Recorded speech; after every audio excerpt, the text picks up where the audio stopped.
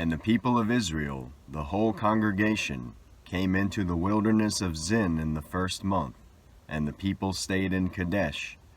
And Miriam died there and was buried there. Now there was no water for the congregation, and they assembled themselves together against Moses and against Aaron. And the people quarreled with Moses and said, "Would that we had perished when our brothers perished before the Lord. Why have you brought the assembly of the Lord into this wilderness, that we should die here, both we and our cattle? And why have you made us come up out of Egypt to bring us to this evil place? It is no place for grain or figs or vines or pomegranates, and there is no water to drink." Then Moses and Aaron went from the presence of the assembly to the entrance of the tent of meeting and fell on their faces.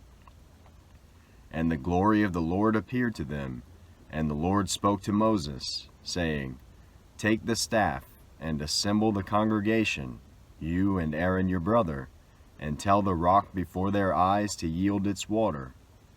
So you shall bring water out of the rock for them, and give drink to the congregation and their cattle." And Moses took the staff from before the Lord, as he commanded him. Then Moses and Aaron gathered the assembly together before the rock, and he said to them, "Hear now, you rebels, shall we bring water for you out of this rock?" And Moses lifted up his hand and struck the rock with his staff twice, and water came out abundantly, and the congregation drank, and their livestock. And the Lord said to Moses and Aaron, "Because you did not believe me, to uphold me as holy in the eyes of the people of Israel, therefore you shall not bring this assembly into the land that I have given them. These are the waters of Meribah, where the people of Israel quarreled with the Lord, and through them he showed himself holy." Moses sent messengers from Kadesh to the king of Edom. "Thus says your brother Israel, you know all the hardship that we have met, how our fathers went down to Egypt, and we lived in Egypt a long time. And the Egyptians dealt harshly with us and our fathers. And when we cried to the Lord, he heard our voice and sent an angel and brought us out of Egypt. And here we are in Kadesh, a city on the edge of your territory. Please let us pass through your land. We will not pass through field or vineyard, or drink water from a well. We will go along the king's highway. We will not turn aside to the right hand or to the left until we have passed through your territory." But Edom said to him, "You shall not pass through, lest I come out with the sword against you." And the people of Israel said to him, "We will go up by the highway, and if we drink of your water, I and my livestock, then I will pay for it. Let me only pass through on foot, nothing more." But he said, "You shall not pass through." And Edom came out against them with a large army and with a strong force. Thus Edom refused to give Israel passage through his territory, so Israel turned away from him. And they journeyed from Kadesh, and the people of Israel, the whole congregation, came to Mount Hor. And the Lord said to Moses and Aaron at Mount Hor, on the border of the land of Edom, "Let Aaron be gathered to his people, for he shall not enter the land that I have given to the people of Israel, because you rebelled against my command at the waters of Meribah. Take Aaron and Eleazar his son, and bring them up to Mount Hor. And strip Aaron of his garments, and put them on Eleazar his son. And Aaron shall be gathered to his people, and shall die there." Moses did as the Lord commanded. And they went up Mount Hor in the sight of all the congregation.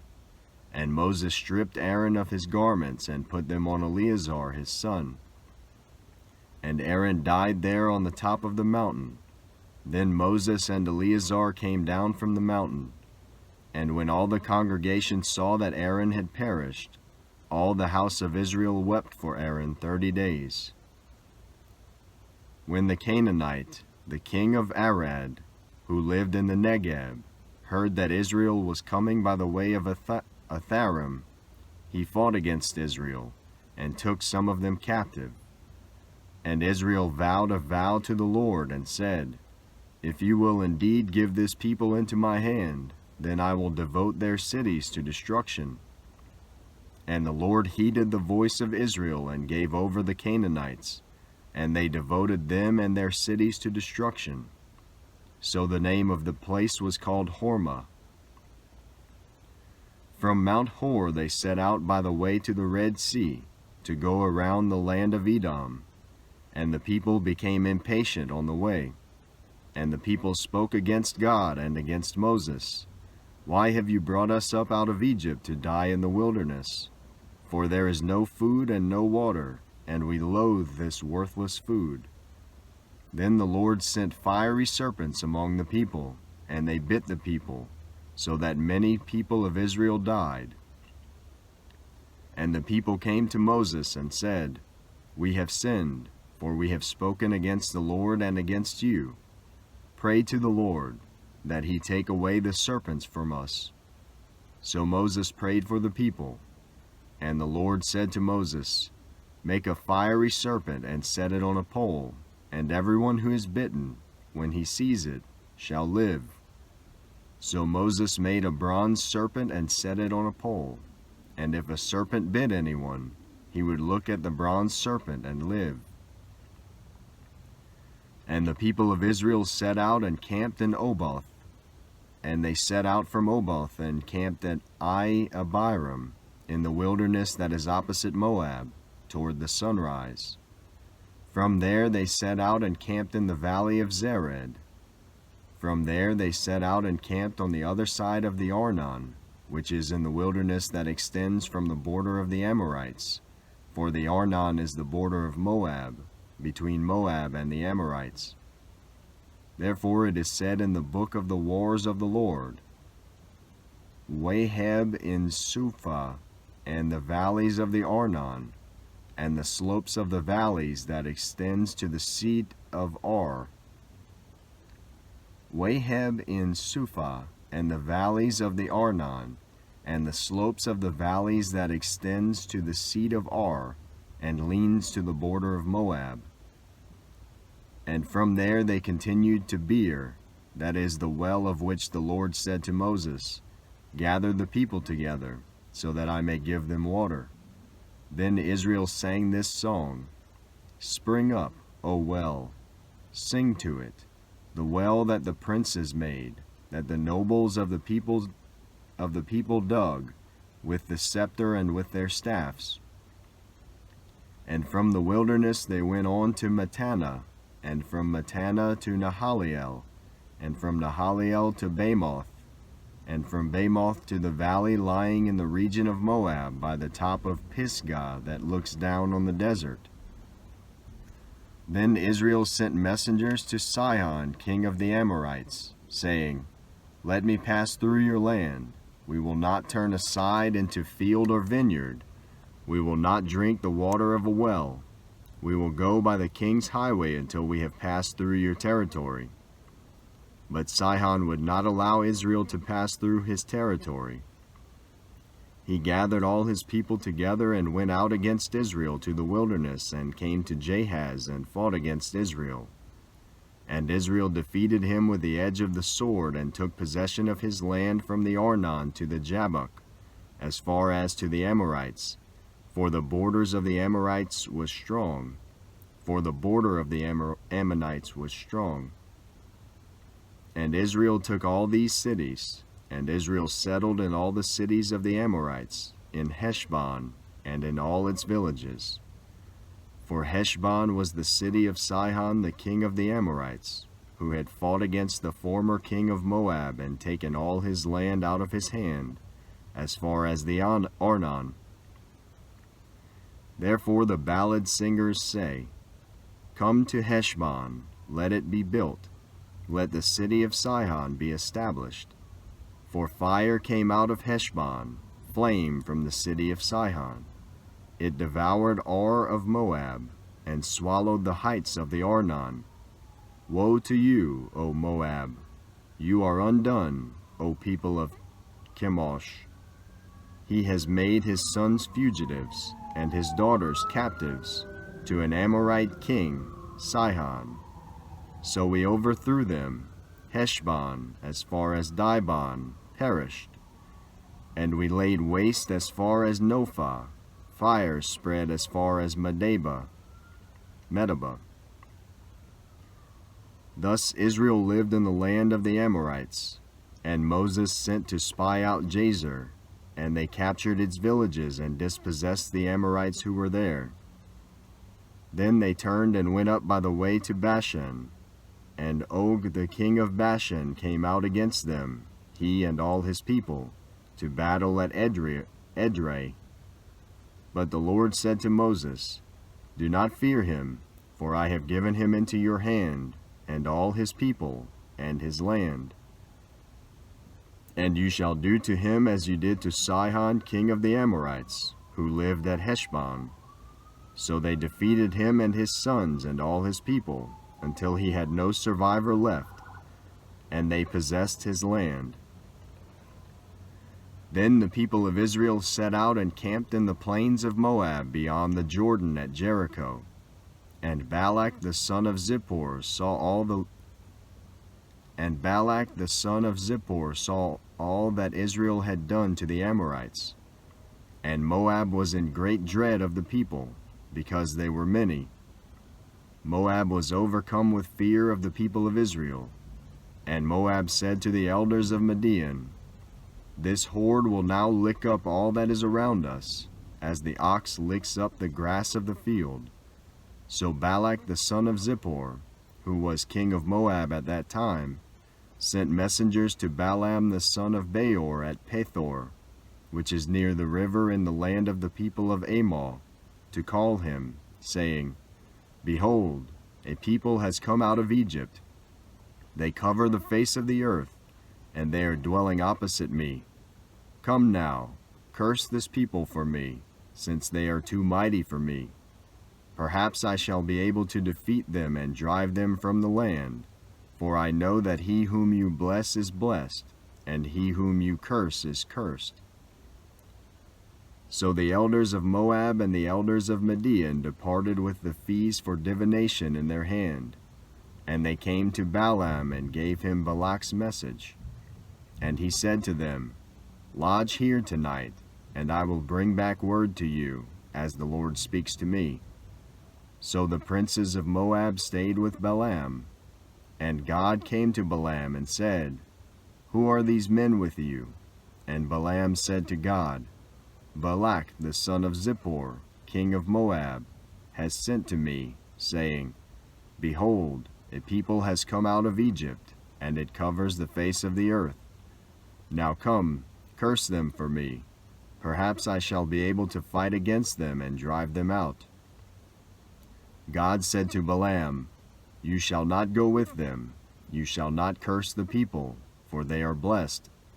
So Balaam rose in the morning and said to the princes of Balak, Go to your own land, for the Lord has refused to let me go with you. So the princes of Moab rose and went to Balak and said, Balaam refuses to come with us. Once again Balak sent princes, more in number and more honorable than these. And they came to Balaam and said to him, Thus says Balak the son of Zippor, Let nothing hinder you from coming to me, for I will surely do you great honor, and whatever you say to me I will do. Come, curse this people for me. But Balaam answered and said to the servants of Balak, Though Balak were to give me his house full of silver and gold, I could not go beyond the command of the Lord my God to do less or more. So you, too, please stay here tonight, that I may know what more the Lord will say to me. And God came to Balaam at night and said to him, If the men have come to call you, rise, go with them, but only do what I tell you. So Balaam rose in the morning and saddled his donkey and went with the princes of Moab. But God's anger was kindled because he went, and the angel of the Lord took his stand in the way as his adversary. Now he was riding on the donkey, and his 2 servants were with him. And the donkey saw the angel of the Lord standing in the road, with a drawn sword in his hand. And the donkey turned aside out of the road and went into the field. And Balaam struck the donkey, to turn her into the road. Then the angel of the Lord stood in a narrow path between the vineyards, with a wall on either side. And when the donkey saw the angel of the Lord, she pushed against the wall and pressed Balaam's foot against the wall. So he struck her again. Then the angel of the Lord went ahead and stood in a narrow place, where there was no way to turn either to the right or to the left. When the donkey saw the angel of the Lord, she lay down under Balaam, and Balaam's anger was kindled, and he struck the donkey with his staff. Then the Lord opened the mouth of the donkey, and she said to Balaam, "What have I done to you, that you have struck me these 3 times? And Balaam said to the donkey, "Because you have made a fool of me, I wish I had a sword in my hand, for then I would kill you." And the donkey said to Balaam, "Am I not your donkey, on which you have ridden all your life long to this day? Am I not your donkey, on which you have ridden all your life long to this day? Is it my habit to treat you this way?" And he said, "No." Then the Lord opened the eyes of Balaam, and he saw the angel of the Lord standing in the way, with his drawn sword in his hand. And he bowed down and fell on his face. And the angel of the Lord said to him, "Why have you struck your donkey these 3 times? Behold, I have come out to oppose you, because your way is perverse before me. The donkey saw me and turned aside before me these 3 times. If she had not turned aside from me, surely just now I would have killed you and let her live." Then Balaam said to the angel of the Lord, "I have sinned, for I did not know that you stood in the road against me. Now therefore, if it is evil in your sight, I will turn back." And the angel of the Lord said to Balaam, "Go with the men, but speak only the word that I tell you." So Balaam went on with the princes of Balak. When Balak heard that Balaam had come, he went out to meet him at the city of Moab, on the border formed by the Arnon, at the extremity of the border. And Balak said to Balaam, "Did I not send to you to call you? Why did you not come to me? Am I not able to honor you?" Balaam said to Balak, "Behold, I have come to you. Have I now any power of my own to speak anything? The word that God puts in my mouth, that must I speak." Then Balaam went with Balak, and they came to Kiriath-Huzoth. And Balak sacrificed oxen and sheep, and sent for Balaam and for the princes who were with him. And in the morning Balak took Balaam and brought him up to Bamoth Baal, and from there he saw a fraction of the people. And Balaam said to Balak, "Build for me here 7 altars, and prepare for me here 7 bulls and 7 rams." Balak did as Balaam had said, and Balak and Balaam offered on each altar a bull and a ram. And Balaam said to Balak, "Stand beside your burnt offering, and I will go. Perhaps the Lord will come to meet me, and whatever he shows me I will tell you." And he went to a bare height, and God met Balaam. And Balaam said to him, "I have arranged the 7 altars, and I have offered on each altar a bull and a ram." And the Lord put a word in Balaam's mouth and said, "Return to Balak, and thus you shall speak." And he returned to him, and behold, he and all the princes of Moab were standing beside his burnt offering. And Balaam took up his discourse and said, "From Aram Balak has brought me, the king of Moab from the eastern mountains. Come, curse Jacob for me, and come, denounce Israel. How can I curse whom God has not cursed? How can I denounce whom the Lord has not denounced? For from the top of the crags I see him, from the hills I behold him. Behold, a people dwelling alone, and not counting itself among the nations. Who can count the dust of Jacob, or the number of the Who can count the dust of Jacob, or number the fourth part of Israel? Let me die the death of the upright, and let my end be like his. And Balak said to Balaam, What have you done to me? I took you to curse my enemies, and behold, you have done nothing but bless them. And he answered and said, Must I not take care to speak what the Lord puts in my mouth? And Balak said to him, Please come with me to another place, from which you may see them. You shall see only a fraction of them, and shall not see them all. Then curse them for me from there. And he took him to the field of Zophim, to the top of Pisgah, and built 7 altars, and offered a bull and a ram on each altar. Balaam said to Balak, Stand here beside your burnt offering, while I meet the Lord over there. And the Lord met Balaam and put a word in his mouth, and said, Return to Balak, and thus shall you speak. And he came to him, and behold, he was standing beside his burnt offering, and the princes of Moab with him. And Balak said to him, What has the Lord spoken? And Balaam took up his discourse, and said, Rise, Balak, and hear. Give ear to me, O son of Zippor. God is not man, that he should lie, or a son of man, that he should change his mind. Has he said, and will he not do it? Or has he spoken, and will he not fulfill it? Behold, I received a command to bless. He has blessed, and I cannot revoke it. He has not beheld misfortune in Jacob, nor has he seen trouble in Israel. The Lord their God is with them, and the shout of a king is among them. God brings them out of Egypt, and is for them like the horns of the wild ox. For there is no enchantment against Jacob, no divination against Israel.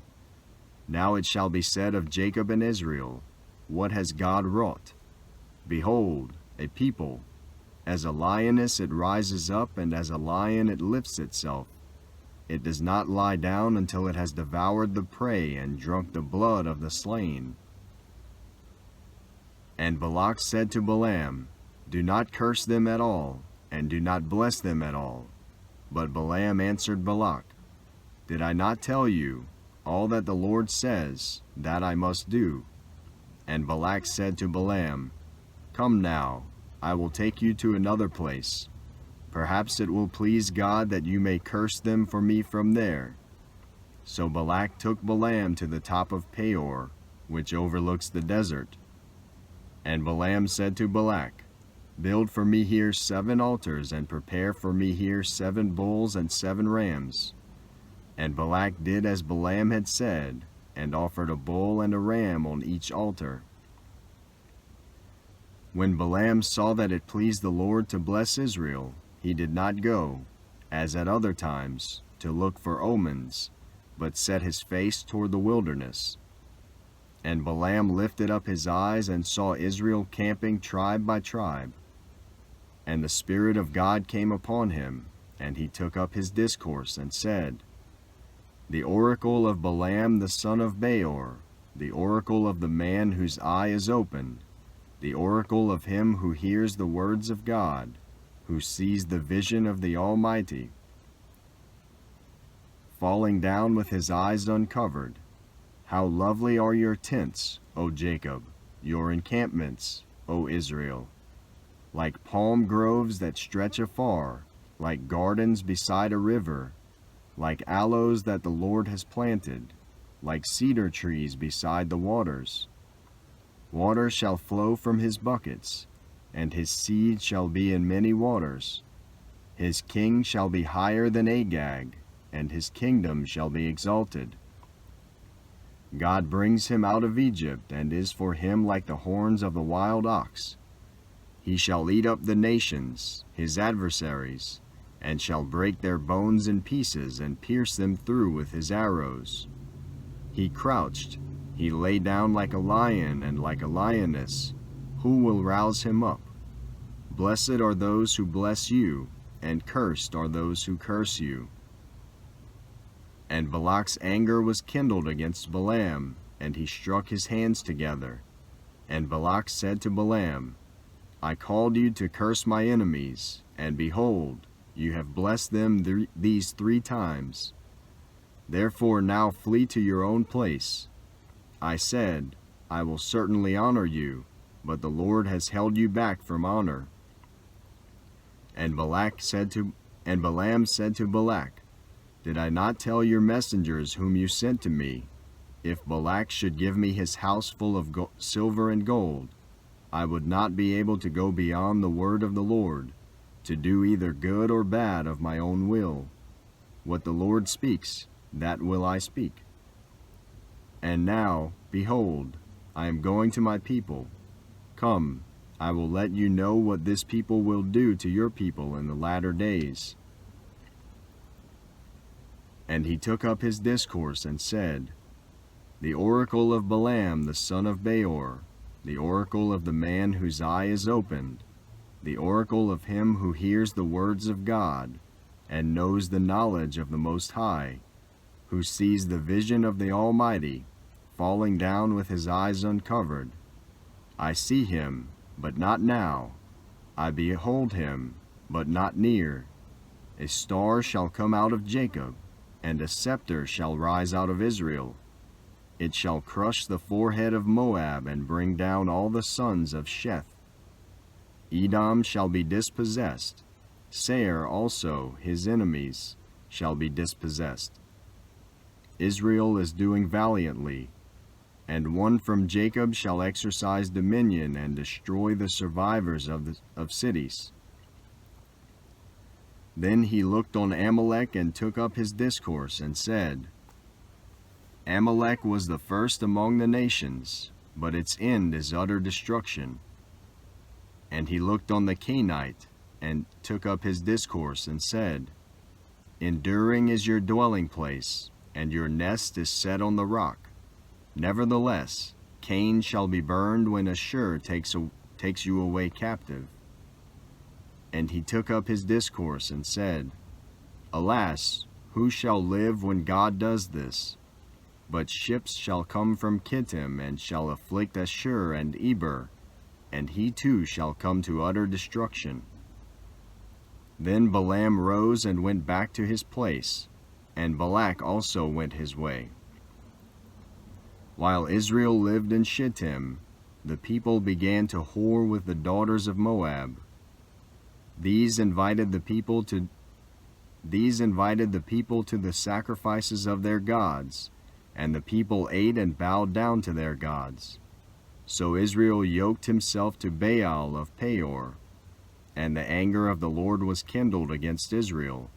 And the Lord said to Moses, Take all the chiefs of the people and hang them in the sun before the Lord, that the fierce anger of the Lord may turn away from Israel.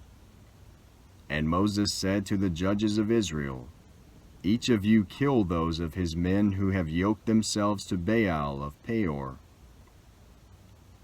And behold, one of the people of Israel came and brought a Midianite woman to his family, in the sight of Moses and in the sight of the whole congregation of the people of Israel, while they were weeping in the entrance of the tent of meeting. When Phinehas the son of Eleazar, son of Aaron the priest, saw it, he rose and left the congregation and took a spear in his hand and went after the man of Israel into the chamber and pierced both of them, the man of Israel and the woman through her belly. Thus the plague on the people of Israel was stopped.